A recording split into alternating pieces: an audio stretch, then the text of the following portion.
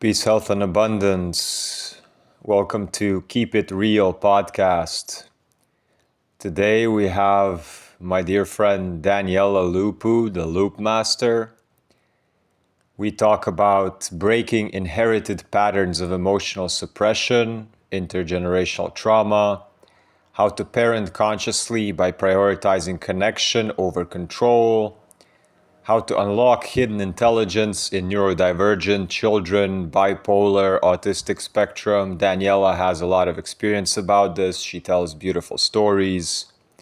How to co-regulate with children during your own emotional states so you can learn techniques how to calm yourself down while keeping your child's nervous system safe at the same time. How to create safety-based learning instead of fear-based education, how to reconnect with your body's internal signals and honor children's, how to teach and model bodily boundaries and consent, connecting with children daily, transforming them by healing yourself first, and then how to navigate being a parent without any external support. Daniela has a lot of experience as a mother, as a teacher in the old system, and then shifting to new learning and teaching based on body intelligence, fascia maneuvers, trauma-informed healing. She has gone through many modalities, self-healing, and the stories she tells about her and her daughter and her family are just mind-blowing, amazing. So enjoy this podcast. Peace, health, abundance, wholeness.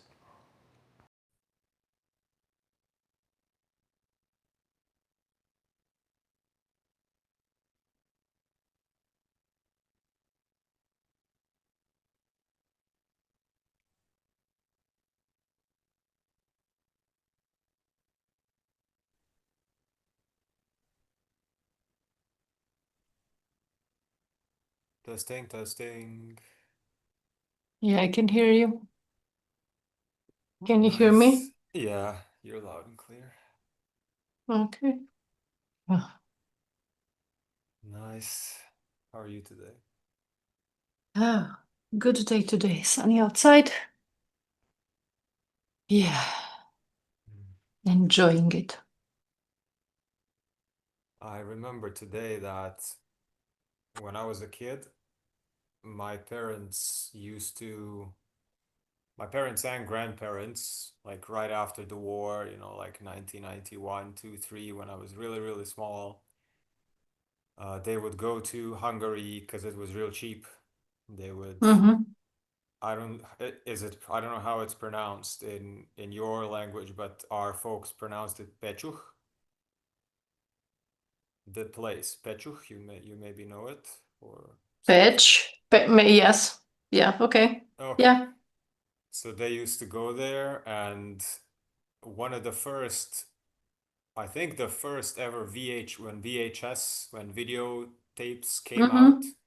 the first VHS I got was Lion King, and it was in Hungarian. So I knew it was like Oroslanski Rali. Is it, right?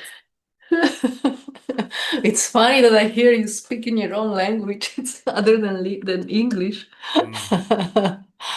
Oh, nice. How do you pronounce it? What, Lions King? Yeah. In Romanian? In Regele Leu? Romanian. Why do I keep thinking you're Hungary?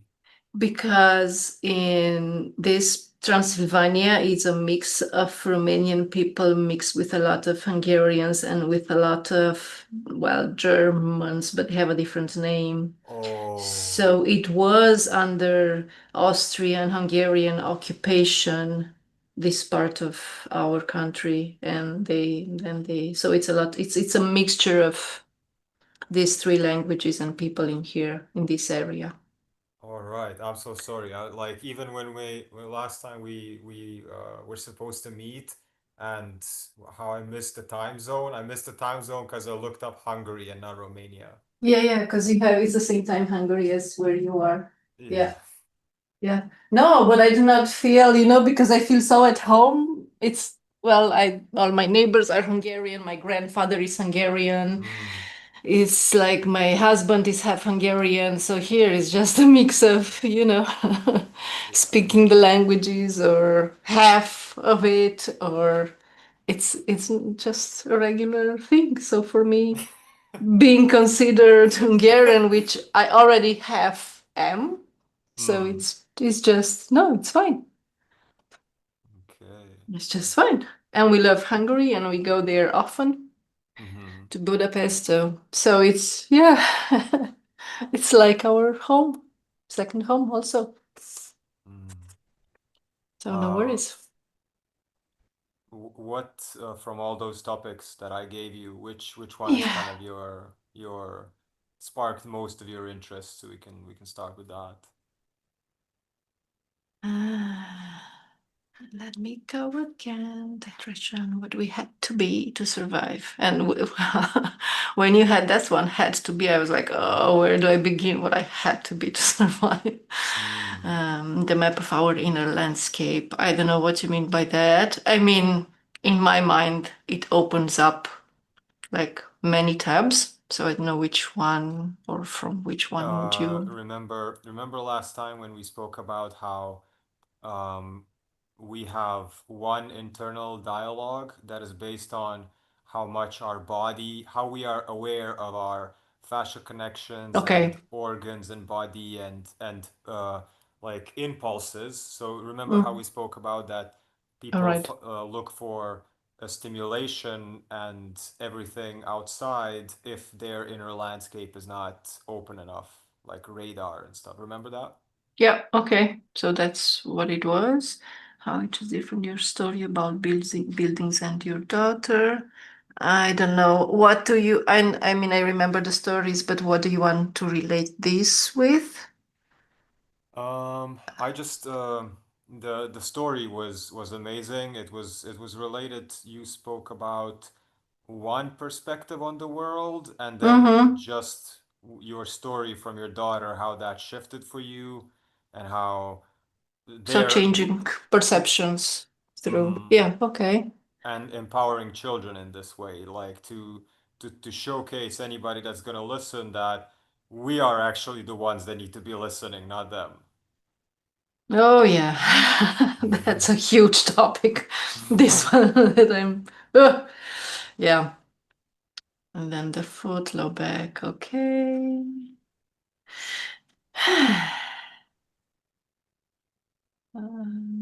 Pattern breaker. What do you mean now by pattern breaker? I mean, I keep asking you what's in your mind behind that because we talked a lot and many, Mhm. and so just refresh or tell me what's behind this, your skills as a pattern breaker. Okay, so remember all the calls we used to have when Okay. it was when you would just point out that whatever I was going through Yeah. was always connected to something that I couldn't see, that was a pattern always kind of playing in the background and in places in me that I was looking. Like I was Okay. looking for an answer in my mind, and you would show me a pattern that was like, like little Dennis needed a hug and things of that nature. Mm-hmm.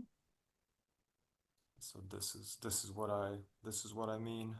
What do you feel like talking about today? What's your um So the things that I the things that I was mostly drawn to wanting to talk was the difference between uh, being uh, educated how to be a teacher in the former world, and then what are all the things that shifted for you as a conventional teacher to now, after Human Garage, after all that you learned about the body, after what your kids taught you about how to teach them, kids taught you how to be a parent more than anyone else.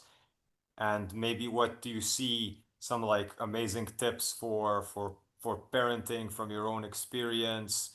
And then very interesting for me would be the this thing, doors that lead to getting our needs met through round and round and round patterns. This is what we talked about last time where we talked about that we don't even realize that we can uh, make things happen in our lives. We put like we crash our own bikes so we can say fuck the government, if we're mad at the government. So, and we don't know how far and far this goes. Yeah. Well, I'm glad that one didn't trigger you. Well, that much. So you are still speaking to me today. Oh All yeah, good. oh come on, come on. All right. Okay. So, yeah, I don't know. You want to ask questions? You want me to answer? Do you want to have, like, from your perspective, or no perspective? Yeah, perspective, your experience, because you worked with children, you were a mentor for them and a guide, and like, well, even through human design and all that, or what you did before that. Mhm. And you want to have a conversation from both experiences and see what shifted for both, or you just want to ask me so I can share whatever. How do Mm. you? Let's can you tell the story about the buildings? Yeah. Yeah, you want to start with that? Yeah. Okay. Fine. Okay, you lead then. Oh, I'll okay, okay. answer. So, Go ahead okay. and lead, and I'm gonna follow your leading. Mm-hmm. Okay, so you Daniela spoke to me last time. She said there was something that my daughter told me. She says um, the context of the story was that it was not the best day. She was seeing just kind of ugliness in the buildings. Everything started to seem kind of gray and kind of no joy. And that was maybe our adult perspective on the world, just that little lens of how serious everything is, how square angles, 90-degree angles everything is, and everything is sort of um, programmed, and we don't have the curious eyes that we used to have when we were kids. And if we insist on teaching the kids from that perspective, then slowly we dim their lights, unless you have like a radiant child like her daughter, who basically said, "Mom, buildings want to be your friends." So this is the story that was very inspiring to me, and um, so you would you like to tell the full story? Yes, thank you. Mm, mhm, Yeah, so I try from my bits of awareness not to program her, of course, with the other part of myself that it's not, I'm not looking yet into it. I'm gonna do that as like any other adult. But I so enjoy these moments and I stay within them and then I reflect upon them. And then it's lovely to share them, with people because they're just, yeah, different from, like you said, what I've been programmed. So we were in her room one of the nights, and I would said to her to pull the curtains on the window because the building outside in front of our building is really ugly and it's really like gray and black, and I don't like it. And she simply just said, "But mom, it's just a building. Buildings sometimes are rusty and sometimes are not rusty, but they're just all buildings." She used the word rusty. Uh, and I was like, stopping myself for a moment to really hear that and letting that. And it was, I don't know, it was a laughable moment for me, but also an inspiring one. mhm. So because I shut up and I didn't say anything, she just continued and and said to me, "Mom, be friend with those buildings." And then she pulled again the curtains and she would yell at the buildings, "Buildings, be friend with my mom." So yeah, and we are, yeah, Romanians living in Romanian, but as I'm teaching her at home. She learns English. So this was our little English moment also, because she said it in Mm. English. She didn't say it in Romanian. Okay. Yeah, so it was a spontaneous, beautiful, yeah, moment where she had capacity to stop me without stopping me, but just to reflect and Mm. really change my lens. So, yeah. Nice, nice. How, so you were, um, before, when, how should I form the question? You were like a elementary school teacher, or what kind of teacher were you before? Yeah, so I worked in the system, in Romanian system, and for a couple of years in US Mm-hmm. system. But I was a special ed teacher, so I had children with autism, with Down Mm. syndrome, with all sorts of cerebral palsy, or a Mm-hmm. mixed up of multiple disabilities, ADHD, you Mm-hmm. name it. And I worked with them from elementary all the way to high school. I mean, in those years, I had mixed classes from all levels, either kindergarten starting or preschool, all the way up to high school. Mm. Learning disabilities, whatever, yeah, whatever it's called in the old paradigm, like disabilities, but they are really, really, really, really different.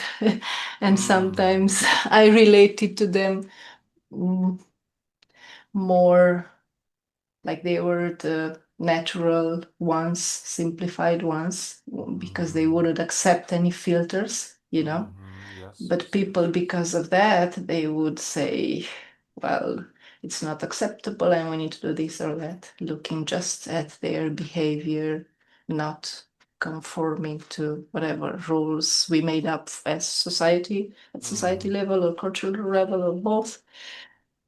So, but beyond that, they were without filters, just their rawness of feelings and Mm. sensations and whatever they couldn't express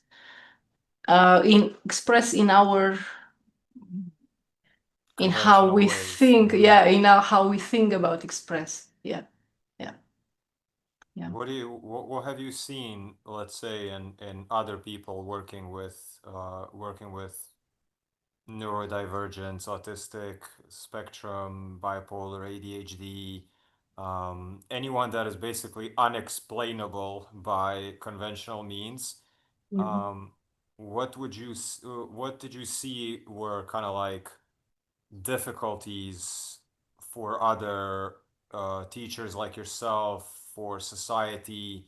What were the biggest challenges, let's say normal, quote unquote, normal people had with superheroes like that? Two things: Mm-hmm. pity or fear. Hmm.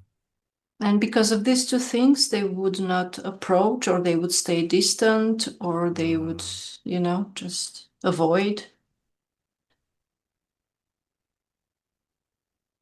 Hmm. Yeah, This yeah. I can for I can this, imagine. yeah, for this matter, I did a lot of mm, projects well, I live in a small city, so there are what, 7 or 8 schools here, but I did projects with all of the schools. My mother was a teacher; she was in elementary, and Mm-hmm. I started with her, and I would invite her and her class to Mm. come to our school because it was a separate school, and we did not have, like in United States when I worked there, they have like a class that's integrated in a building with the other kids. It's just a Mm-hmm. separate classroom, not a whole different school. So here in Romania there is a whole different school for that, separate for all the other schools. So, but what I did, I would invite her with her class to come and join and do like arts and crafts activities together. So just so the children would get to know each other and not be Mm. fearful of each other when they see them on the street, or not to mock them when they see them on the street, or not to pity them, or one of these feelings.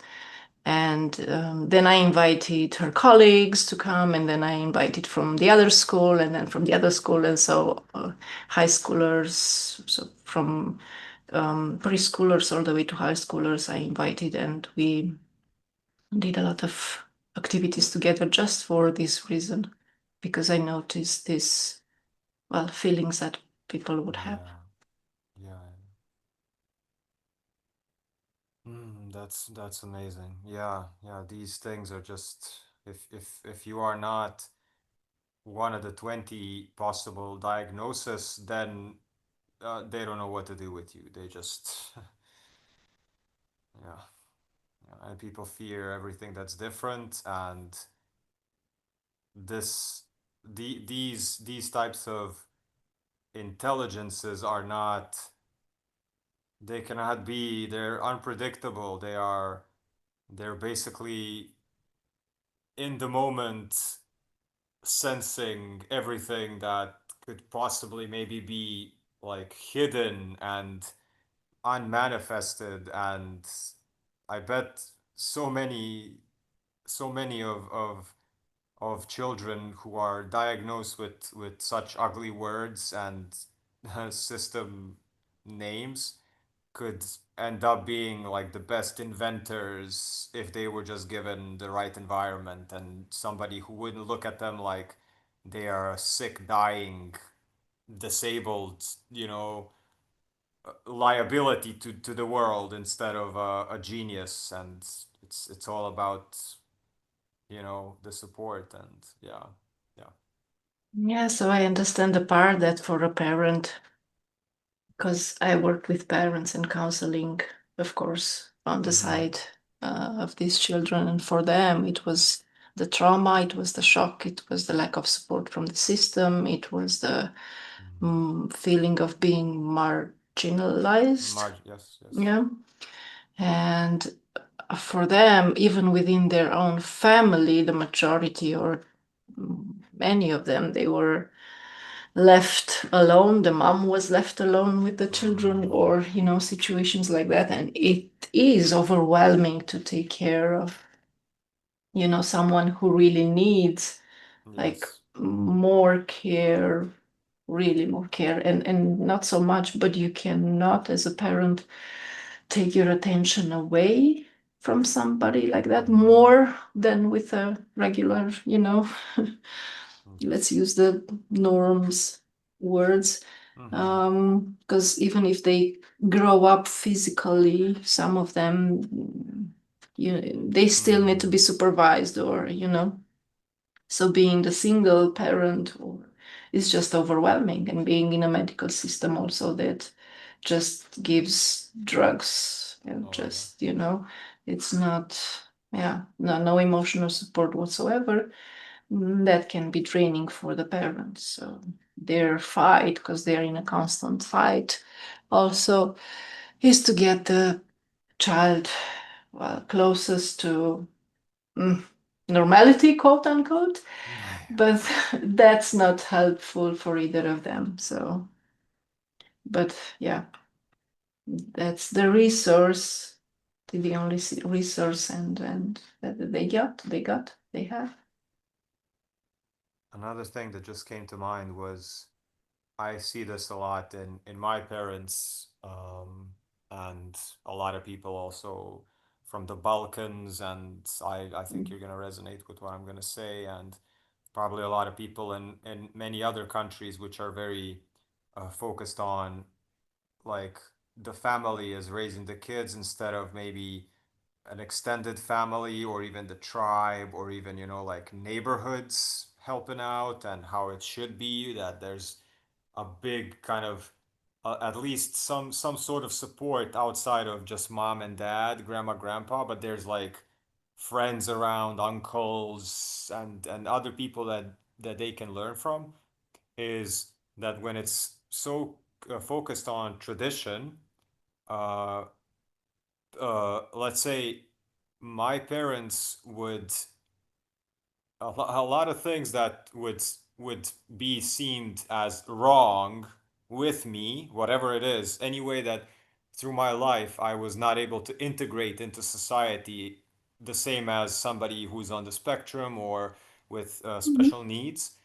Anytime that this would happen, I would, I mean, later on, mostly in the last year or two, I realized this is that a lot of the fear and the bad, I mean bad, the unpleasant, heavy emotions that they would get as a response to me being a certain way would be because they thought that their parents, so my grandma and grandpa, are gonna look at them as if they have failed because I Mm. turned out that way. Mhm. So I can imagine like what is it like for the parents of children who are like that? Like do you feel this? Yeah, and also I was working with their siblings too. And there's a different story with the siblings because if you have three kids, and I'm replaying in my head like a real story with a real family that I had the experience with. So in one family where the husband is always at work, like in the country, just driving and being all over the place to sustain Mm-hmm. the family, which is okay in itself because somebody needs to do Of that. course, of Then course. the mom is an artistic type who never got to express her artistic talent because she had these three children, and one of them was, well, into the quote unquote norms, and then the second one was with Down syndrome, and then the third one was deaf. Mm-hmm. And so she was left at home dealing with therapies and everything that these two needed, the Down syndrome and his brother. And then the sibling who was growing and was into high school and wanted to go to college and all that got so little attention and so little Mm-hmm. time and so little, you know, because, well, it's difficult, yeah, for a single parent, a single stay-at-home parent to just go everywhere to the whole therapies and then treatments for the other one and then surgeries to put implant into the ears and then therapy for that. And so it's yeah. Uh, we I can just we can go down the ladder. It's not a society, and we all know built for that. But mm. then these kids are beautiful kids, and I can share a lot of great stories Oh with please, please. so we do not just go on that side. We recognize it is the reality it is, and Mm, exactly. yes, this is it. But when I was teaching, my view then was that because of the awareness of what's going on, the parents suffered more than these kids because these kids, Mm, without the awareness of them being, I don't know, different, yes. they would just be a joy, and Mm, it was fun to be with them. Maybe unconsciously, some of my choices were just because of that. I don't know. I have to reflect on that now as I'm saying it, just, yeah, because I was always fascinated by them and by of course. how they see the world and then how they express it to you if you give them a bit of a time and a bit Mm, of trust and a bit of attention, and and it's just amazing. It's just amazing how they see it or how they simply be in it. I don't know how to else mm, to say it. So I would, for example, with my classes, I would, instead of, I don't know, just give them pen and paper because we would receive from the district like pens and papers to mm-hmm. teach them math. Yeah. And, or, I would just bring, like at school, like, the rummy cub, like Oh yeah, the yeah. game that you play. So Mm-hmm. we would just play that, or instead of having sports I don't know, in a half of a classroom with no no tools in there, for Uh-huh. sport, I would take them ice skating, just do Nice. sports through ice skating and stuff like that. So it, and I encountered one of them with Down syndrome, like no more than a couple of weeks ago, and he's big now. He's in almost in his 30s, Uh-huh. and he was like, Daniela, I remember you. You were Nice. my teacher.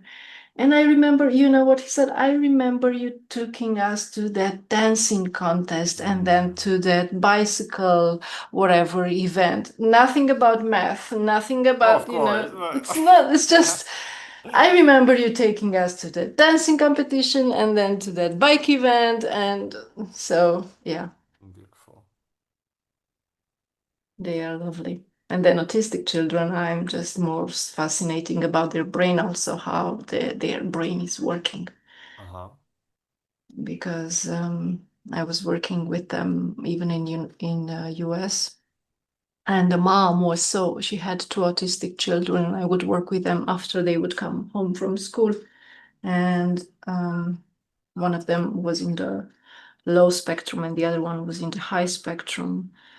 So they both had their needs and their wants Mm-hmm. and their desires. And um, I was not afraid of them or anything. It's just that when I was asked for the first time, and I was young back then, I was like, what, in my third or fourth year of after college of Yes. working. And she would ask me, she would trust me, and she said, I trust you. You can take both of them and go to the library and go there and go. And I was a bit okay, but what do I do when, I do not know the place or how to Mm-hmm. get there, or if one wants to do this and the other one wants to do that? And she was so, I don't know, trustful in me. And she just said, don't worry. Uh, Ask the older one where you have to take it, left or right, before the intersection. Just make Wow. sure it's before, because he Uh-huh. was not, yeah, very verbal in expressing. But if you Ah. ask him a yes or no question, so Oh, before cool. intersection, you just ask him, should I take a right or a left to get, because he knew where we had to arrive, and he Mm. would just say left. And the next one I would ask again, and he would just say right, and then ahead or left or right and ahead, and we just got there, and I just trusted him. So I was like, Mm. just trusting a kid. And then I was doing let's explore this with a map, and I would come home and I would just play with him on a map and just have him. Yeah, I found out through these games and Uh-huh. moments of playfulness that he had like a really nice photographic memory, and Wow. he could memorize stuff. Yeah, and if you could, well, ask questions in a certain way so he can answer and not, having like open ones, or Uh-huh.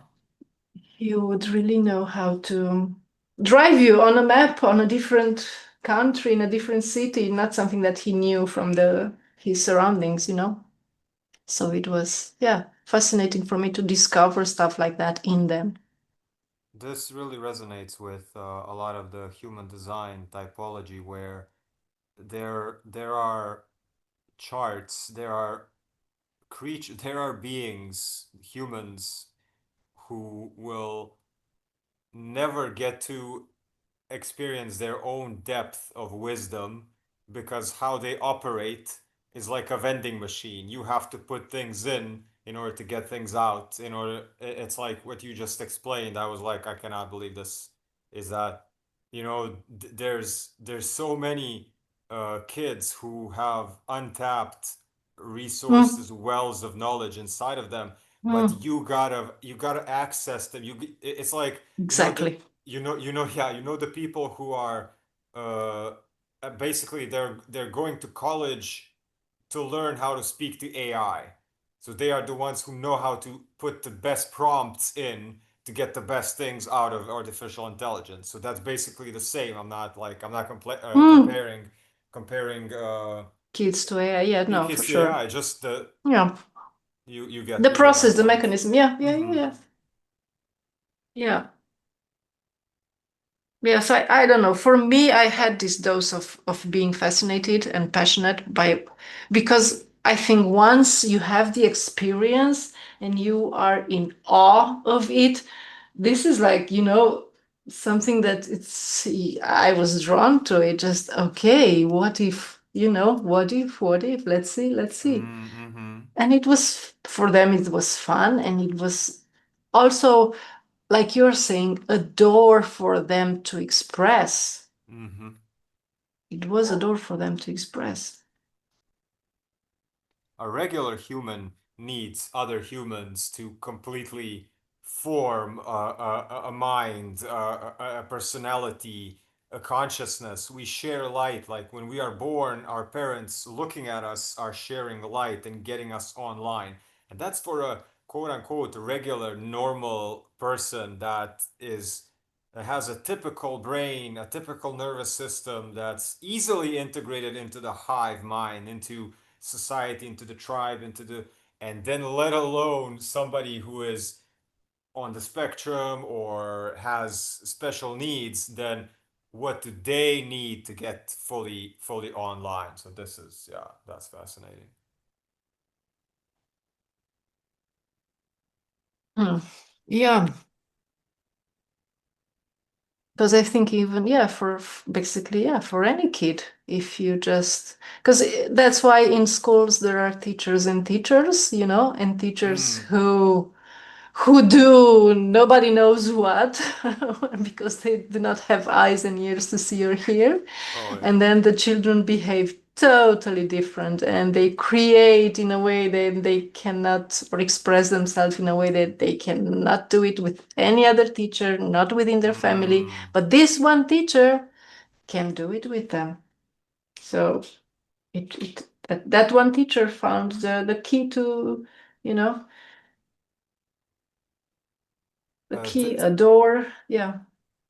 there's something that comes now, is how much, how should I let's say there's a school and there's a few teachers who can, like you say, get the best out of the children, get them to create, get them to open up, to feel safe, all these things.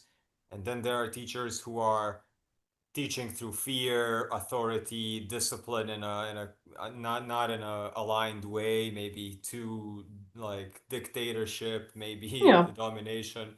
Yeah. And then when the other Taoist sage, adaptable teachers get the better results, then the other ones can get jealous. And this is what causes, like in that moment, when other teachers would get jealous, instead of being jealous, if just the ego would be put aside, because why are you teaching if not for the benefit of the children? Are you teaching because you want to be like employee of the month in the school? You want to be, like patted on the back that you're a good teacher, or you want actual results? If you want actual results, then you should kind of ask the people, like, what are you doing to get the kids to open up like that? And this, if the other teachers could just remove the ego part of I'm doing it wrong, let me see what these other guys or girls are doing to get the kids to open up, then immediately it would be better for everyone. And this completely connects, for example, for me directly, it connected to my parents, where they cannot stand that I'm listening to anyone else's advice other than theirs. Like, why do you think that your life is in any way, shape, or form a good example for anyone? Like, just because you're my parents doesn't mean that I have to, until the end of existence, do things that you tell me to do. If And then Jordan Peterson says this, and when I heard about him say it, it was like, you need to take your parents off the God pedestal and just first look at who are they hanging out with. So let's say my parents are like 55 to 60 years old. Just look at first who are the people in their circle of friends, and just kind of talk to them a little bit. And if those people, if you are not going to take any of their advice, rest assured that's the same mentality that your parents are having because they're friends, they're hanging out all the time. They have to be aligned on the same frequency. So if you would not take advice from them or hang out with them or give them any kind of credibility or authority in your life, why would you do that to a parent? And then even extending that, just look at any regular like 60-year-old person and what is their diet like, environment like, job, anything. And so this goes to going back to um, anyone who is maybe a parent or a teacher or anyone. I just want to say, like, it's okay to admit that you have not been doing the best things and you can learn from them.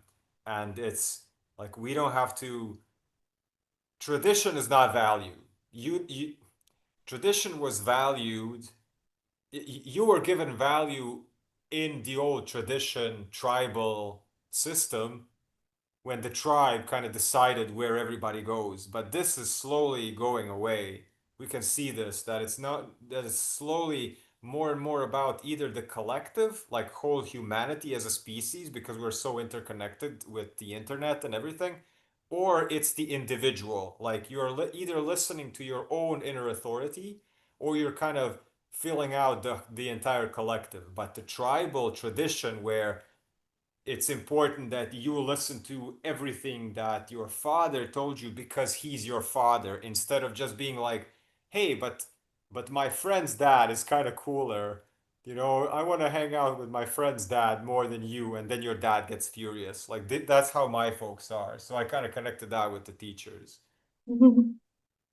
Yeah, no, I reflected a lot of on this because we also come from like a communist, um, my parents, I was what, 8, 9, I think, when the communist era finished here, Mm-hmm. and they caught the dictators and blah blah blah.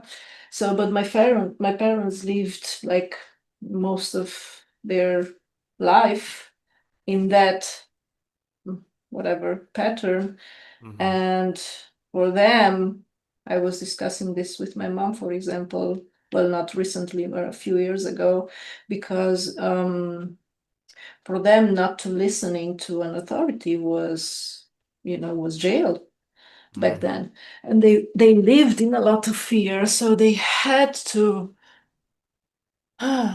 listen, they had to suppress their own instinct. For example, my mom, she wanted to do psychology. She wanted to be a bit different or do things differently. Like I had, because I Yes. was living a different time in history. I had this chance of doing this in the Mm-hmm. school with kids. She wanted it, but she couldn't because she was called out. She was punished. She was, Yes. in within the school system. So she had to repress all that for her because literally was her safety, like physical Yeah. safety, was threatened. So, and it was not like 1 or 2 times, it was years of living like that on the streets, Mm-hmm. in the system, wherever that what it was. And then coming from a family where my grandparents were in the war. Oh mm, yeah. so, what could have she possibly learned more, like, creativity, expansion, and all that? That didn't exist back then. It was Yeah. just, they did not have the luxury to they had to stop all these dreams, and to just, put them like in a boiling water, put the lid on it, and that was it. Mm-hmm. So from that, they raised us, for example, here, and that's trauma, and that's PTSD, and that's a lot of, we all know the names in English. Mm-hmm. It was considered in the Balkanic culture just normal, just Oh yeah. go. If, for example, and I'm going back to school again, and why I got out of the system, and what I know, I noticed many things, and I learned many things, and but one thing now that's related here, for example, in Balkans is like you have a sorrow, we put it in a song, we sing it, we drink Mm-hmm. it, we get together to sing it and to drink it by the time Mm. we, get under the table. And that was the therapy here and Yes. still is for the majority of people.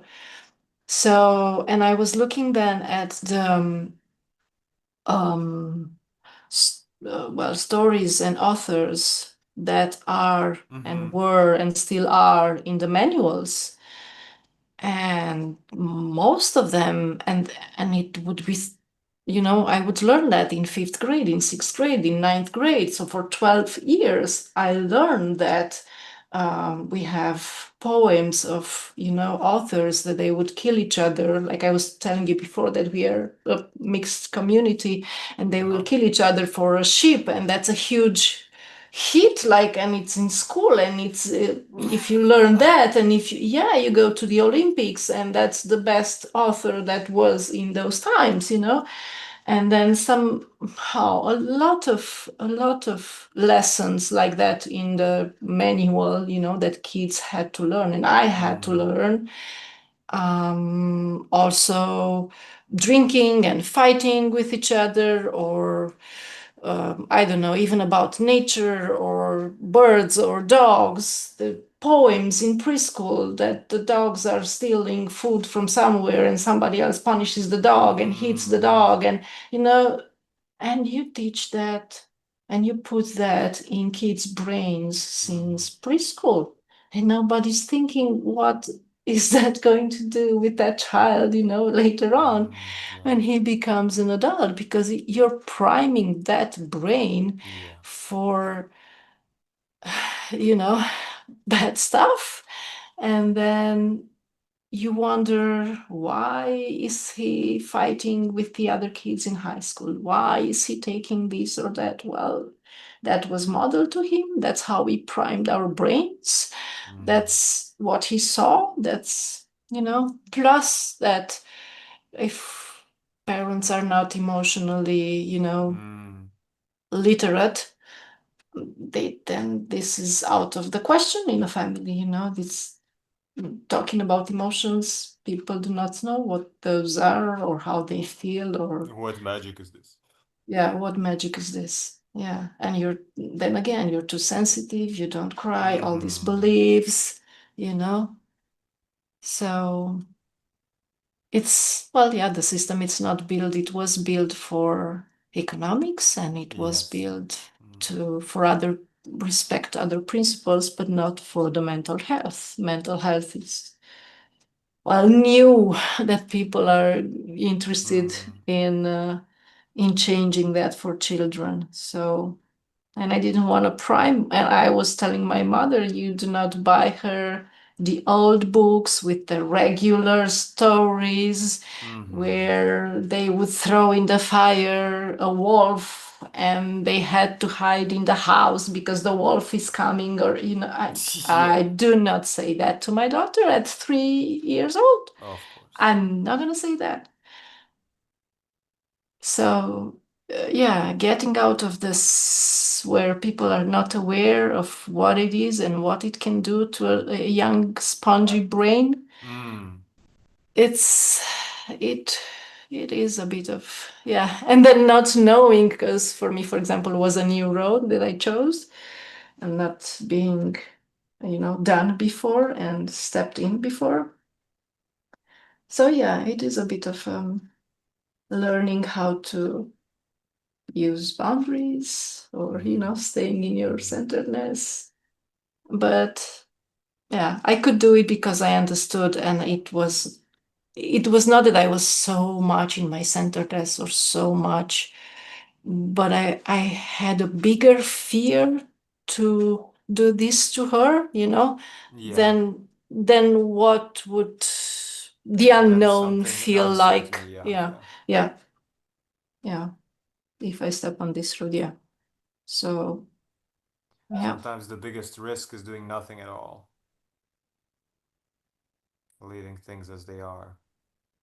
That's more dangerous than exploring something. Yeah, well, as I started to explore my traumas and understand, and Well, Gabor Mate was before Mm-hmm. Human Garage, my coffee buddy. I was just joking. Nice. Yeah, geez, my coffee buddy, what are you doing? Well, with my coffee buddy here. Again, Gabor Mate, yes, again, Gabor Mate, and reading his books and I love it. understanding. And yeah, so started from there. Then I realized, oh, but that's for my daughter. Oh, but then this and then that and blah, blah, blah. So yeah, I couldn't do it. I couldn't. Did you also go into Peter Levine? Yeah, of course. Because you mentioned titration, so I was like, Yeah, all yeah, right, yeah, you yeah, got yeah. that. Stephen Porges, yeah, Dana. Yeah, Mm. I started with them. Yeah.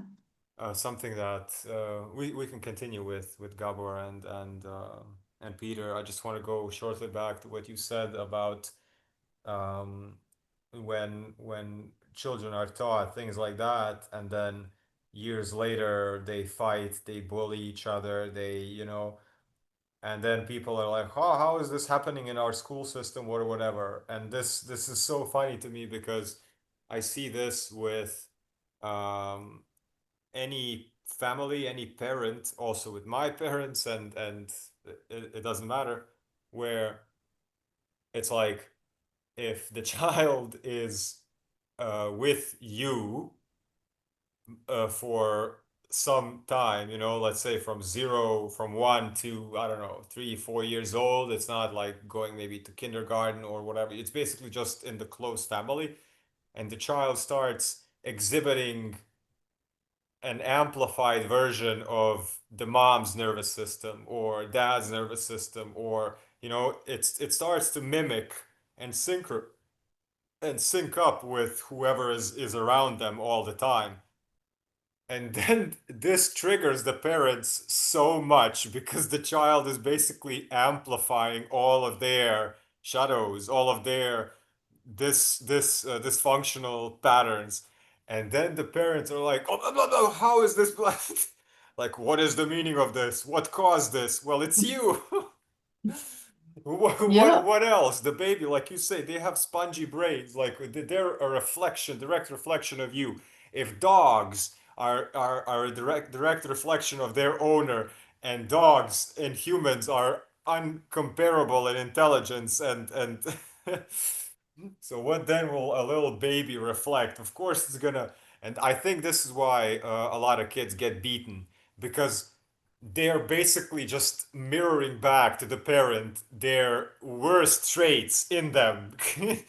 And then they get beaten because the parent cannot deal with that. It's like having a little psychotherapist who gives it to you uncensored. They just give it to you, they just give you your worst stuff in your face. And then the kids Yes. get, yeah. Yeah.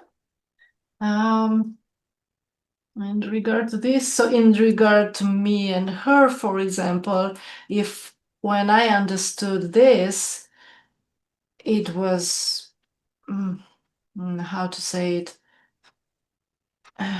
everything that she did, and I'm not saying that she, for me, between me and her, I am the one, a bit more, within the crisis, more anger, energy, and we talked about this, more explosive and more like that. She's Mm-hmm. like more sensitive and more, she's a Cancer, I'm an Aries, so Mm-hmm. she's a bit more settled than me. So for me, the challenge with her was not that she was, like doing stuff to get my attention or climbing or, doing, I don't know, giving fire to the house or whatever, it was Mm-hmm. not that. It was the opposite.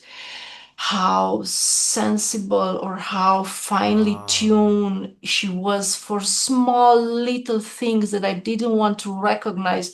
When the day came that I was able to accept that I am a sensitive person and I've always been, despite of what I've mm, been told my whole life, mm. that was a huge moment of liberation for me. It took me a couple of days to process it and to really accept it. It Oh, was I not know. just I see it and oh, it's mine, I own it. It's Oh, yeah. not like that. But from her towards me, that was the thing, the I think the biggest thing that I needed to see in myself, and to accept and recognize and accept in myself. And she kept showing me that over and over. So it was not on the other side of the spectrum, it was here. Mm. And that for me was really because from this explosiveness and, just seeing the big energetic stuff which are loud and, to Mhm. down tune, soften, and Mhm. it was, oh yeah. So she showed me that. For me, that was the challenge. And on a funny note, for my mom, for example, she's past her 60s, and like I said, she grew up how she grew up, and as a teacher in a system and so on. Yeah, she had that thing with respect. I'm like an authority figure for pupils, and people should respect just because of that. She was raised in that system and she practiced that. Mhm. And so when my daughter showed her stuff and she would get, triggered, but my daughter would show her through because she's with me most of the time. She Uh-huh. showed her through my, like you were saying, through what she saw it in me that I was doing, or my language and my, Mhm. and I was just joking around. Like, you cannot say, with my child, you cannot say, I wonder where she would have learned that. There's no brainer here. It's from me. She Mhm. just hears me, she just sees me. So everything that she does is from me. It's not a guessing game anymore. Mm. So, those people, when they're going with kids in kindergartens and then they left them with their grandparents and so on, and then suddenly the child comes home with a, I don't know, language that it's not Yeah. wanted, or a behavior that, where did you learn that? And for me, it was like, no, it's all from me. Mm. So yeah, I'm still joking with this because she's still coming up with all sorts of yeah, funny things like that.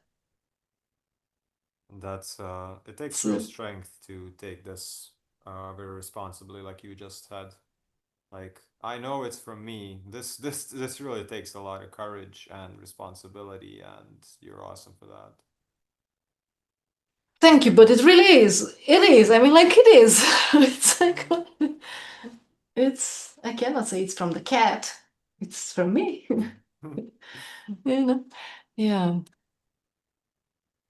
So, but me understanding the mechanism behind what the nervous system does, Mm. what the needs are, and if I do not connect with her one day, let's say one day passes half of a day, and I want to accomplish this or that and that, and I miss those moments with her. Now she's older, she comes to me, she's expressing that, I talk to her, she knows it, even though some days I do it or not, the connection part, I mean, let's say in the first half of the day. Mhm. And but when we do not, and parents, when they do not do that, the connecting part with the children since the morning, that's when they accumulate stuff from Mm. wherever they are going through the day, and that's how they exhibit. And even if when they exhibit something, because it's overwhelming for the system, so they need Mhm. to lash it out in a form or another, then the safest place to go to has to still be at this age a parent, and to really, I don't know, use that key to their door is to connect first. Take a time and connect first. Mm. So what you're saying is connect, communicate and connect emotionally, verbally, mentally, physically with your child as soon as possible every single day. And then request stuff from them. Mm. Because usually it's the other way around. I request 10 things from you as my child without even connecting or taking time to connect first. Let's giggle a bit. Let's laugh a bit together. Let me let you lead in a Mm-hmm. game so I can Mm-hmm. follow you in a game so you gain a bit of control and trust within yourself with me along your side. Mm-hmm. And then ask, something, or let's do together something. And this is one thing that I understood and I've been practicing. I'm not a master at it. I do not pretend to be one. I'm practicing. And um, another one would be, besides these moments of connection, which are, yeah, not once a day, but several times a day, Mm-hmm. letting them lead, Mm. because letting them Amazing. lead and let myself, that was a hard one for Mm. me, because being a teacher, I Oh yeah. was primed to do differently. So, yeah, and letting her lead a game, or letting her, decide the rules of a game. And even Mm. this letting in, if we play a game, now she's older, that I know the rules, we read the rules together, and then she changes the rules because she wants to. I'm like, "Ugh, come on," Yeah. it's. But it's, being aware of that and just making it as a funny moment, or, just, Yeah, yeah. yeah, because, yeah. I'm cringing. I'm cringing already if somebody did that to me. Yeah, yeah. Yeah. I Because was. from there, and what I noticed from there, we start laughing and we start joking, and then she creates something, and Mm. then, it's a totally, we can, through, if I'm able to be aware in that moment and let it go and just have fun with Mm. it and play along, then she opens a totally new world that we can Mm. enter that otherwise we wouldn't, you know? And Yeah. then she starts being creative, and let's do this, and from here, let's do that. And just ideas are coming into her head. And Mm-hmm. so this is the experience that I'm going through. But I read about it before, because one of the things that I chose to teach her or to do homeschooling was uh, kids need to feel safe. And this is the thing with connection: Mm-hmm. safe first, then curiosity arises, and Mm-hmm. then learning arises. And me as an adult, I do not have to do anything about teaching them. I Mm-hmm. mean, teaching, I mean, the old paradigm of pouring into their heads Mm-hmm. something Yeah. that they have to remember later on for a test or something. So, because she would create, and she would be interested, and she would be curious, and she would ask questions, and Mm-hmm. then she would want to explore that thing that she's interested in for a couple of weeks until she masters a certain level, and then Mm-hmm. she sees something else. And that is learning. And people are asking me, what are you teaching her? Well, I'm not teaching her anything. Come on, Mm-hmm. you are a teacher, Yes. no. I mean, not in the sense that I'm just, I have my moments. let's do this this now. But yeah, Yeah. So many good it's a things here. switch. Yeah, it's a huge switch from when I left the system and how I was trained and primed for and in, and the difference to what I do now, or how I perceive things now. Yeah. First thing, so I don't forget. Like first thing when you spoke about connection and uh, communication in the beginning of the day, multiple times throughout the day, and then when you said um, give them the connection first, and then if you want to request something from them, this is the exact opposite of how all of us were raised. This is the Yeah. example of unconditional love. And this is something opposite of what do you get opposite of that is that you first request something from a child, And then if they do it, then you're gonna hug them. Then you're gonna ask them about their day. Then you're gonna give them emotional support or acceptance in the family or whatever. So it's like it's teaching the child that everything is transactional. It's teaching the child, like I was taught, I need to come home with straight A's, or I need to have this in order to have fun. I need to be this successful in this area in order to what? To get a pat on my back from my dad saying that he loves me, asking me what's up, and it wasn't that serious, but I know that it is that serious in many Mm-hmm. cases. The second thing relates a lot to basically all families in general and all organizations and groups. And I got exiled out of tattoo studios, out of little businesses, out of spiritual communities, tribal places in the world where even I thought, like I'm gonna get there with all my knowledge and everything, and they're gonna accept me because I'm gonna bring great change. And I did bring great change, but it wasn't.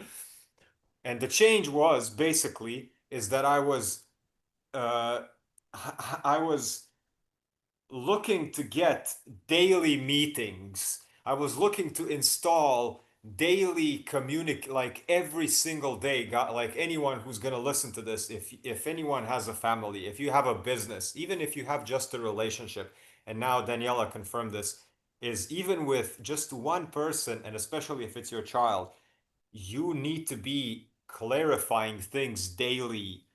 Daily you need to be just checking in. You have to just have at least basic check-ins with your organization, with your family, with your spouse, with your kid, with anyone, because it builds trust, it builds consistency, and most of all it breaks up fog, because we are ever changing uh, beings. Every day to day you can just watch a piece of content and you are a different person. You'll go outside for a walk, you'll see a pigeon, you're a different person. It doesn't matter. Like every single day we are born again and we die again, and we're born again, we die again. And if sometimes multiple times throughout the day, which is why you said that you need to connect to your kid even multiple times throughout the day. And we need this because otherwise it builds tension, it builds uncertainty. You want to be intimate with the people that you're living around, especially if you're living around with people. That means that you're going to be spending energetic time in their energetic aura, but you're not actually looking at them. You're not actually speaking with them. This creates tension. And then it could be like, and especially for the kid, and now I'm going to tie back the last thing, is that when things happen, let's say you're a parent and you're not doing this, you're not the one that is engaging first, and the child might see you in a frustrated state. They might see you come back from your work, you're frustrated. You don't mean to give them anything. You don't mean to harm them. But as I did and as many children do, they internalize the emotional state of the parent, and very quickly they're gonna think it's their fault. You gotta be the one to proactively connect with them, like you say, because that prevents the child from, oh, my mom is angry, it must be because of me. It must be because of me. But if you, like you said, connect with them, even if you don't want anything from them, connect with them. Even if you are angry, especially connect with them, because not only does it's required for the child to get to then not not internalize that as if it's their fault and then carry it their whole life like I did. It also helps you to get away from frustration and anger. You kind of look at your child and be like, okay, I need to connect with my child. Anything that has been making me angry, is it the traffic jam, is it unpaid bills, is it the president, the government, whatever, it's so unrelevant compared to me connecting with my child, because what is there in your life more important than like your children, your family, your close relationships, other people. So many, yeah, so many good things. I don't think it's I think there was something else, but I forgot, but never mind. I can share just a little moment that I had regarding to Mm-hmm. what you said with my daughter, exactly on the same on this note. And because in the beginning, I was, like I was telling you, she's at this refined level of sensitivity, and she would notice me and scan me, and every single day. And as I'm talking to her, of course, she's waiting to have conversations or me explaining stuff. And one day I was in my head, something was not working for me, and I was trying to figure out, well, on multiple levels, why is this triggering me? What's inside that I need to, what's outside that I need to do? Why is this confusion? Why is this? So I was in my head, and of course, my face would show that internal, you know, internal storm. And she was after me, I don't know, in the bathroom, and she was like, "Mom, but are you angry with me?" Yeah. And Oh then my I gosh. realized, I'm like, Yes. I'm not angry with you. I am. And then I started to explain to her, in this moment, I have this and this and this in my brain. We're not giving her, the details that's on my brain, but just for her to understand that my face looks like that, maybe for Yeah. her scanning and radar, but it has nothing to do with her. And I still love her, and she's still my precious little Amazing. girl, and she's still my treasure. And it was just something in my head that I was trying to figure out, and my face would show it. It has nothing to do with her. And I just took her in my arms and just kissed her and just, and then she regulated back, because this is nervous system regulation, co-regulation. And she went and play again. She was fine again. She was, I mean, relaxed, and she could go play again. Not only was she fine, she was a level above. She evolved at that state. When every time we are dysregulated and we come back to balance, that's a reinforcement of the balance, of like a 0 point. And as you're speaking this, as you're like, I'm imagining, I'm Mm, basically shaking a little bit right now because I never felt this. This is a situation I never experienced in my whole life. yeah, So yeah. now that you're speaking it, I'm kind of I cannot imagine any of my like both of my parents actually saying these words to me. So as you're speaking it, my legs are a little bit shaking. Like, oh Mm, wow, that must be so amazing. yeah.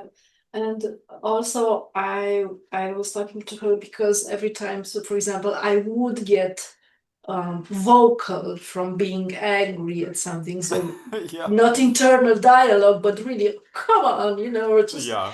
shit or this or that. La, la, la, la. And she would again come to me, and I taught her, okay, but you are safe. It's just me expressing my anger. I need to express it, but she didn't feel safe. And Mm-hmm. for me, in the beginning, that was aggravating because I didn't know, okay, how or what to do when I'm angry and I need to lash it Mm. out. And she's scared, and she starts crying because she's scared, because she sees me and feels Feels it, me. And yeah, yeah. And until I do not cool down, she doesn't feel safe in yeah. around me, Although I never, it's just me here. It's just her hearing me going on about my stuff. But so then what I realized, okay, but I can, because what I did in the beginning, I was like, you stay with your dad. I need 5 minutes to go through this. I'm gonna go in my bedroom and just stay there, and then I'm gonna come back with everything solved within myself, and it's just fine. It has anyway Mm-hmm. nothing to do with you. It was not enough for her, because she said to me, but until you come out and until I see you and until you can take me into your arms, I am not Mm. safe, still not safe. So, still waiting in vigilance. And then I figured out, okay, how about if I calm myself with her in my arms and I just breathe, or Wow. just, and then I was going and I was telling her that. And are you okay with it? Just staying in my arms while okay, and then we have this, and what do I do with that? And and you let me do my vocalizing, but I keep you into my arms and it has nothing to do with you. And she was, yes, that's okay. I can be safe there. All right. And then this step, because it was in layers, so this was Mm. okay. And then a next layer was, with this anger, when I would have the moments when I would get triggered or something, um, I would also, well, have these conversations with her that no matter, because sometimes, I would get triggered, for example, I would express them, even if it would be something with my husband that we have to work together on a little project and we do not, communicate in Mm-hmm. our best way of how to finish that little project, and she's with us. And so I would say stuff like, for example, from tomorrow, blah, blah, blah, she Mm-hmm. would hear that.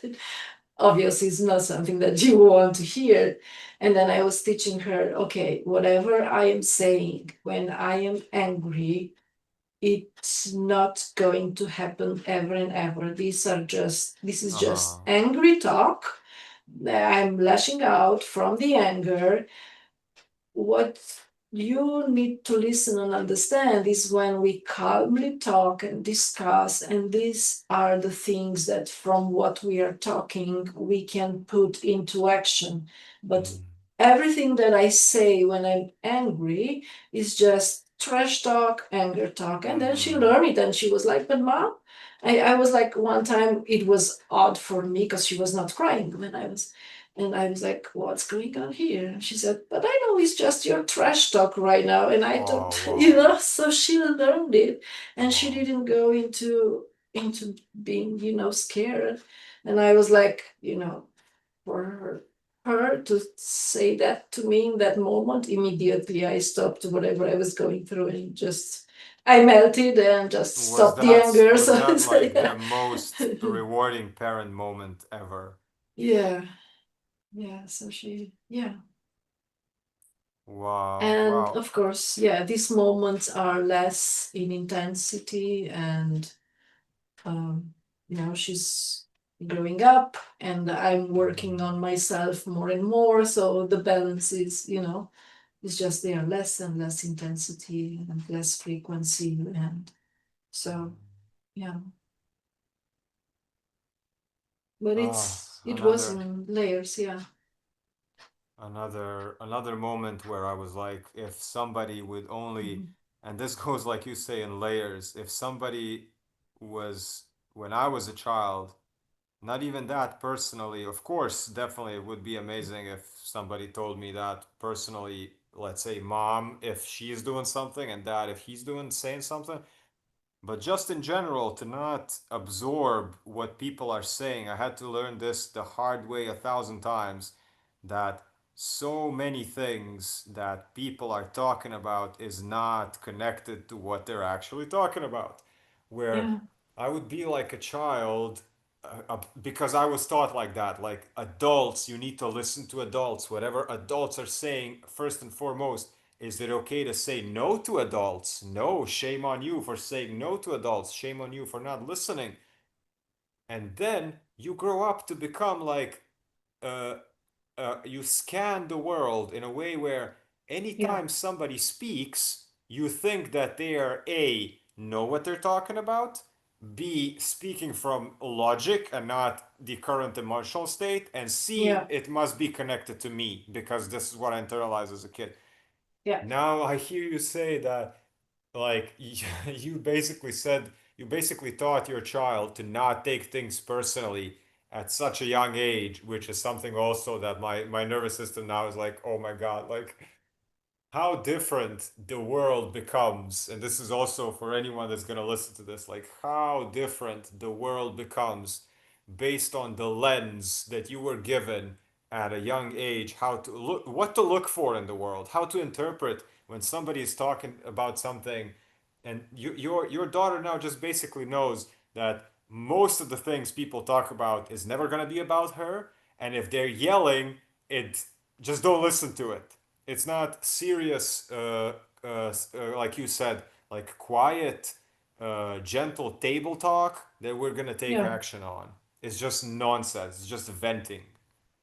And also not just quiet table talk, but since she was little, because we have different bodies, and I also noticed that I taught her that your body is yours and your sensations are yours, and you do not mind my sensations, even from a simple thing that I'm telling her, we go out, you have to take this, put on your cap or your scarf or whatever, because I'm feeling that way. And she repeatedly doing that, and others like that, and what she feels. And even if we have a gentle talk, table talk about doing something later on, but explaining her repeatedly that we take into accountability her readiness to go into some changes.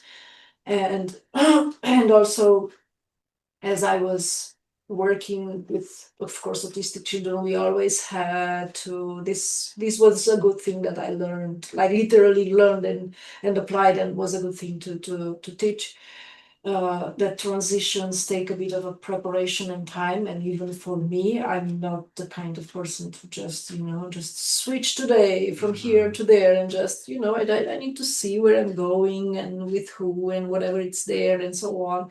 And she's like that also. And so based on that, I was telling her, even if we have a conversation and we want to do something, we take you into accountability, and we make sure that you are comfortable and doing comfortable steps for you too, as we are transitioning towards this or that. So just a simple example with, we wanted to change our kitchen table, for example, yes. Okay. And she was saying, no, I'm not ready to change the table. Nice. No, because this is the table, and I'm playing here, and I'm doing this here, and you take this table, because I was showing her this is the table, and I wanted to downsize, just take a smaller circle one. I had a big rectangle one. So I was showing her images of the one I wanted to buy, and then she was, no, we don't do that because I don't want it. I'm not ready for it. And you said I need to be ready for it. Okay. Well, of course, because this is the tricky part there, where I had to learn, because my question was, okay, I cannot always do what she wants, the teacher brain, mom brain, but then, but you taught her that you take her into accountability. Now, what do you do? What now? So what now? Yeah, what the hell do you do now? Because you said this one to her, and she's just, memorized it, and yeah. So what we did was, we went to the store. Of course, we bought the table. She was like, but you're not putting in the kitchen. We are not going to put it in the kitchen. We're going to leave it in the garage. All right. So, of course, we didn't leave it in the garage. It was comfortable for her to for her, comfortably for her, so we can buy it. Then we bought it, we brought it home, we brought it upstairs, and she was like, you're not gonna put this in the kitchen. I want my old table. She would just sit on the chairs and on the table, and this one's going nowhere. So okay, that's fine. So my husband, what he did, he just assembled the chairs, and he would not put he would just leave the seat, without the legs of the chairs, and just make an airplane, and now we go with the airplane, and now we are in a bus, and look, the cats like the bus, and blah blah blah, and we brought her dolls there, and we had a whole evening of just playing and just having fun with that new piece of furniture. And then as we assembled it, we she was in that process, because we were playing the whole time, or we were making at least fun for her, when we were assembling it. And then she was okay, because her first encounter with that new stuff was through fun and play. She was fun, but she didn't want to let go of the old tables. So we had two tables for like a couple of weeks in the house, in the kitchen. And I would just allow that to happen. And then I would move the other one in the living room. And I was like, okay, let's play here with this. How about if we make, I don't know what show here and whatsoever. And then I was like, okay, speaking of layers, what we have is, there are two more chairs. Let's just bring two chairs down in the garage, and we leave the table. It's not like we just leave the table, we just bring the chairs. And she was like, yeah, fine. we are playing on the chair, on the Mm-hmm. table. We already have the chairs, so she would already eat in the kitchen and play and so that was accepted, but she didn't want to let go of the table, but she was willing to let go of the chairs. So then one day I was like, what do you say? Are you ready to bring that into the garage? Yes, but you do not sell it. Let it stay in the garage. Fine. Mm. So we brought it down, and then, of course, in a couple of weeks, we just. So, but that was the transition, and it Wow. was taking her into accountability. Now, I don't know how good, how bad is that, but I chose not to have like battles and forcing and, cryings, and, it was fine. We played, it was fine. It was not an inconvenience for me. That was In wow. this example, for example. Yeah.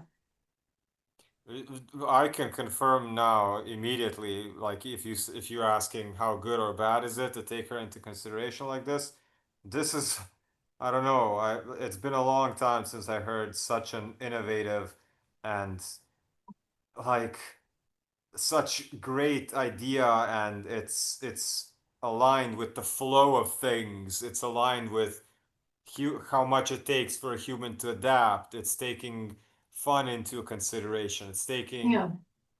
it's you are bending and she is bending, and that's the best way. It's not what's the term, zero sum game, right, where there's one winner, one loser. It's both sides learning and both sides bending and both sides playing. And wow, yeah, this is so amazing. I'm loving these examples and stories. Yeah, and she gains trust, because when Mm, I'm saying now, when I want to stretch, okay, let's do this new one thing, and it's a stretch for her, she now trusts that we are gonna do it in a way that, and wow. she has less and less resistance because she knows, well, we did it already multiple times in this way, and now she knows that we're gonna take her in consideration and just whenever her body feels safe enough, we're going to finish that transition. Wow, So, beautiful. you know. And now, if I think about us as adults with this stable experience, I just think maybe even us, we are not that ready, but it's just like, well, I don't have to deal with all this, or I don't have time to let's move it, let's do it, but we do not listen to our bodies. Maybe I'm Mm, not ready to do it this fast, but I don't know anymore because I've been cut off from all my internal yeah. landscaping, that I have Mm-hmm. no idea, but she's raw and she's expressing it because she cannot hide it, Mm-hmm. and there it is. But if I do not have that awareness about my internal storms, or I don't know, until it's painful, I have no idea how a transition into a new experience, you know, for my body would feel safe and safe and safe with each steps to take and to do. I have no idea. Wow. Wow.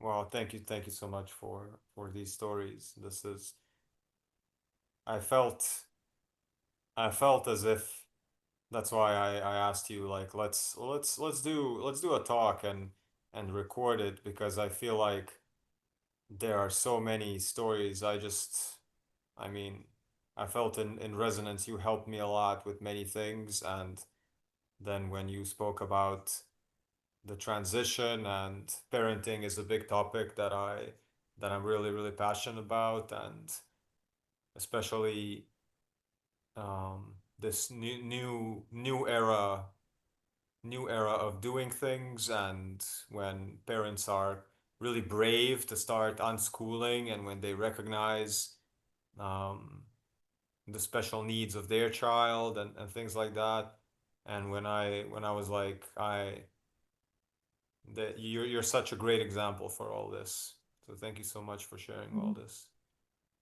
what is it's in steps, it's in layers, it's sometimes, don't get me wrong, I'm just, not so much right now because I can make faster, quicker connections between these layers, Uh-huh. my inside layer with her, within our system, with whatever I'm going through and so forth. It's faster right now. So I do not go that high and that low as before.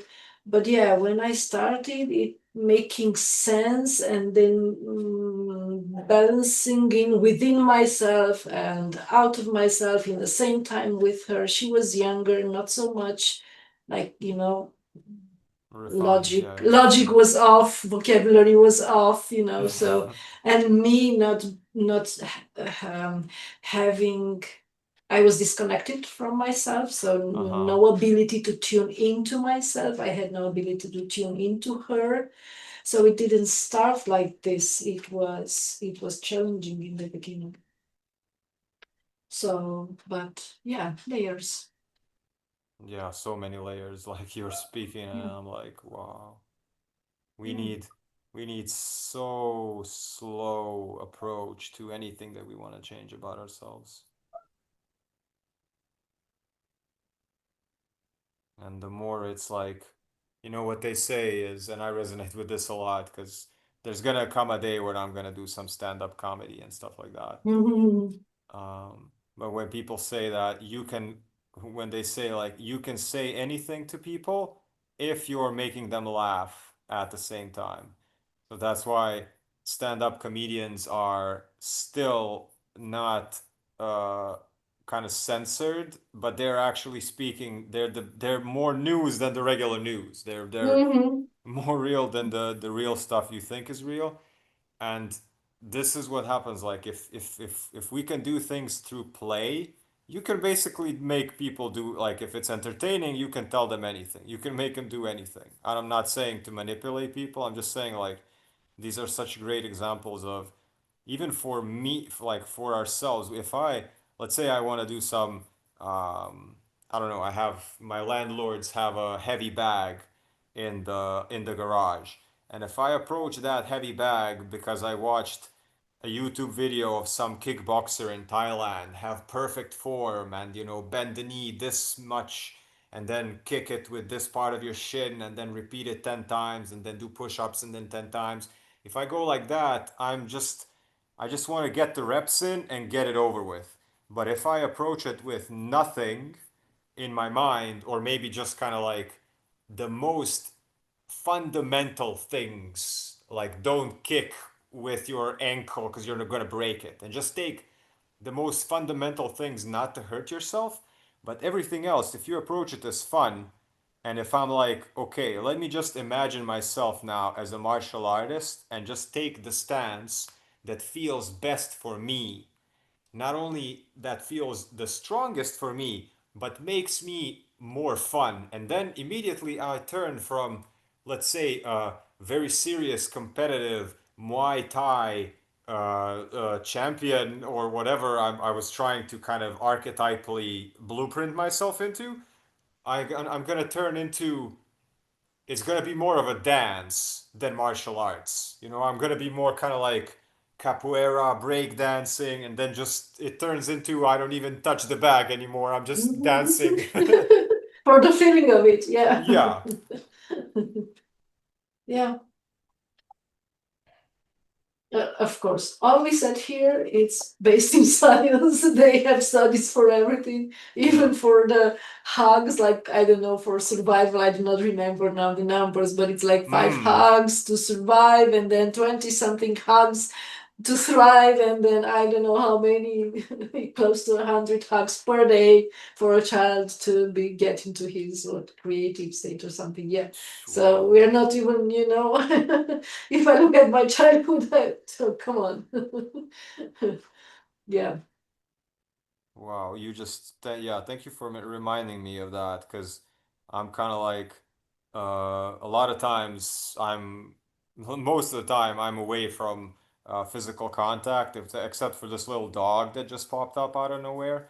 Mm. Um, So I can just, when you say we need 5 hugs a day just to feel normal and safe and connected to humans, I'm just gonna take this as a little pat on my own back to just kind of have like, okay, this is the one thing that many people in this world have, and maybe I don't at this point in my life, and I can just kind of be a little bit more easy on myself because that's a big part of hormonal regulation, mood, emotion, stability, human connection, and a lot of times I give priority to my authenticity over being around people. So I would, if being around someone and having the 5 hugs a day requires me to be fake, I would rather go without the 5 hugs a day, which is completely Yeah. opposite of entire humanity. So just thank you for reminding me that, that and maybe like junk food and stuff like that. Like I don't do those things. So maybe some areas of life in general are harder for me, which are not for other people who have the hugs and the junk food. And then, of course, there are some benefits that come from like staying authentic without getting the hugs and not eating the junk food to get the dopamine spike. So there's pros and cons to everything. Yeah, but there is a caveat here with the Mm-hmm. hugs, for example, since we touched this subject. So the safety within the nervous system has to be present because I was talking about the hugs, for example, she gets them from me, and I'm the safest person for first one for her. But then, for example, when we went to her grandparents and her daddy wanted to hug her and she did not want to, and I was teaching her, your body is yours. And when you feel Mm. like being hugged, even from me, if you want to, you stay. If you don't want to, you say, I don't want to. Wow. And as he, as an adult, insisted because of Of respect and course. older Of people, but she course. needs to, she's my daughter and I love her and I just want to hug her. Yes. But fast forwarding 14 years forward, if a guy wants to hug her Yeah. and she does not feel safe, but you, as her grandparents, and me, as her mother, I permitted that. So we were the first one that taught her that her internal feelings and state do not matter, and then she has to comply. And I do not want that for her. Wow. So discernment here also, because still safety would be the first thing to take into accountability. Otherwise, The, it's not. No, it's a no. the, exactly what I spoke about with, let's say, my grandma or mom saying, "Are you? Is it okay to say no to adults? Like shame on Yeah. you." And then that wrecks, like you say, 14 years later, you have no boundaries. You don't know how to say no. Yeah, yeah. But then, yeah, and then it was another thing for me because I was not raised like that. And so Oh yeah. I knew the theory and I was telling that the conceptual, well, you do not have, you can say, but she's just a little child with her mom next to her going to visit her grandpa. And that's an older adult man, bigger, and Yes. she cannot stand up for herself. So that what I was saying to her, that was actually for me to model and Oh, for and that must be me to hard. learn to do it, so she can have the model of what I was saying, because she has no power in this. We got two adults, one of them is not saying anything although she preaches it, but and then the other one just pushes it, further onto me. Who am I to, or what power do I have as a small child to change or do anything, even if I know what I feel inside and I'm So it aware? Or it so it really is that it was. the biggest work is that we need to heal it in ourselves Yeah, more than yeah, anything because children learn only by our example. yeah, Wow. yeah. So until I stepped up and told him that and stopped that, and then I told my husband, when you go there and I'm not there, same You need to thing, model same as well. rule. Yeah, yeah. Yeah. So this is, yeah, for me to, yeah, and me standing up to an, older person, like that's, how it is in Scary. families with, yeah, I had to do it. She has no program installed in her with that fear, but if she does not see that being modeled, she has no, she just does what she sees, even though she feels differently. And then me talking with her and processing with her later on and doing the same thing when in the situation, it's not that big of a value. So the work was for me with myself, and yeah, and still is. And so that's the biggest, yeah. And for some things, I do not even have to, I don't know, express things to her.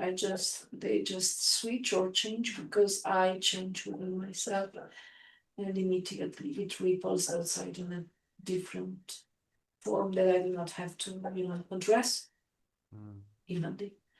So if I get rid of a fear within myself, I don't say it to her next day. Wow. Wow. And then it's a matter of raising, expanding my awareness and to notice and observe, okay, what did I do and what was the effect in her? How can I then, do it again with another thing? Yeah, so that's another aspect that I'm learning to look at. Isn't that just the most powerful motivation you can have to change yourself? Yeah,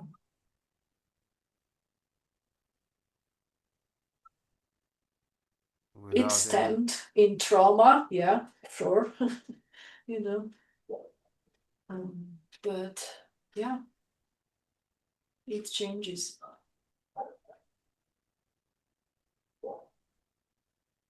Hmm.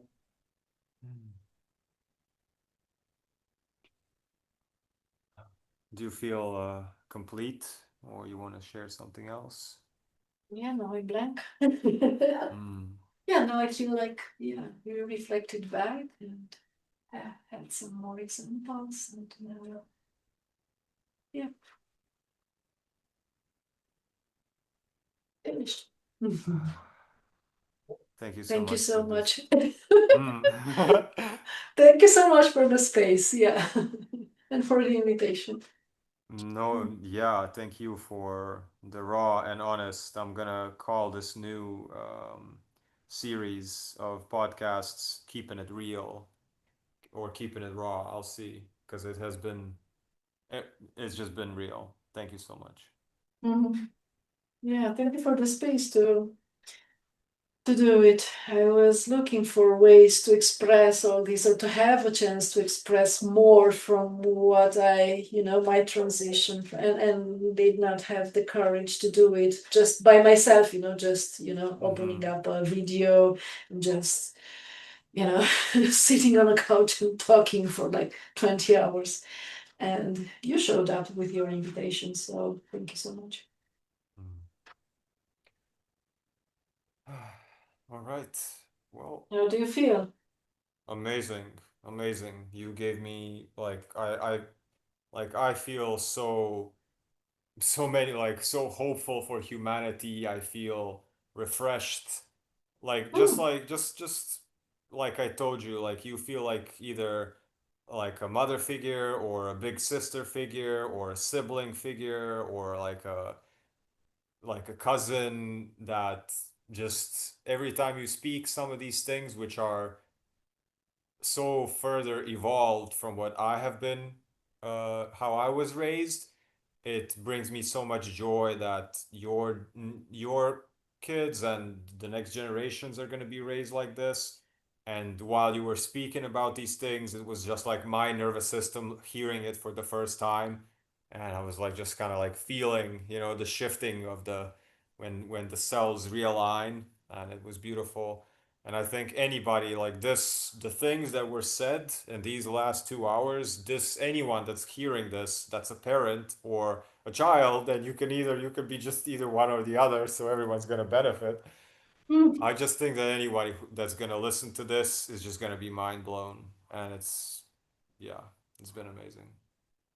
Thank you. Thank you for the feedback. Mhm.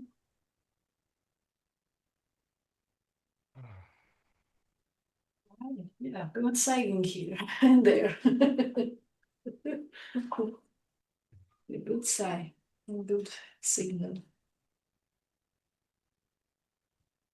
into being relaxed. We can definitely do other things some other time. We can speak about Levine, we can speak about or anything else that comes up in the meantime.